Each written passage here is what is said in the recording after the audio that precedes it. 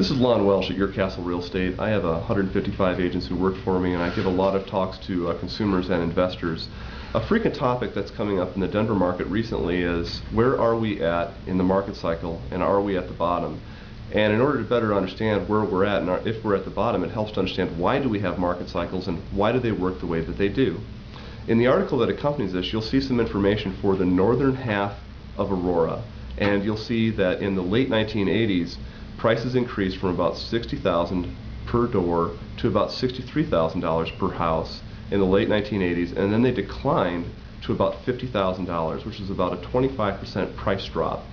They were at the bottom of the market cycle for about a year and a half to 18 months, and then in the course of 3 years they popped right back up to the $63,000 they were at before the entire correction started. You'll also see an exhibit of where we are at in this market cycle in Aurora, and it follows just about the exact same pattern as what we saw last time. Prices were around $160,000 4 years or so ago. They're going to hit about $100,000 this year, and they'll probably pop back to the mid-160s within 3 to 5 years.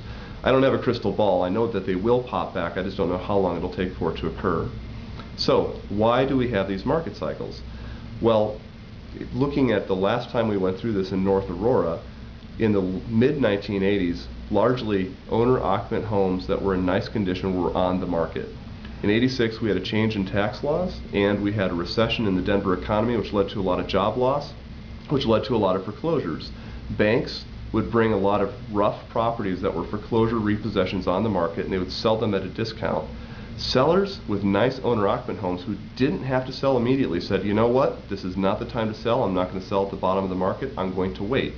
So we had fewer nice homes and many more not so nice homes, and the cycle feeds upon itself until you get to a point where the banks are the majority of the seller activity in a given neighborhood.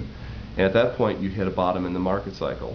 Shortly after that, maybe a quarter or two later, you'll start to see that the percentage of sales that are REO, real estate owned by banks, will start to decline. And the sellers who would like to sell their nice move-in ready homes say, you know what, looks like we're past the market bottom, I'm ready to put my house on. Since we're now selling nicer homes and the banks are selling fewer of the nastier homes, it starts to bring the prices up. Every quarter, as the prices continue to increase a little bit, more and more sellers on the sidelines say, you know what, I think it's time for me to sell my house. I really wanted to sell 3 years ago. I waited out the storm. It's time for me to list my house finally. We see a similar sort of behavior on the buyer side.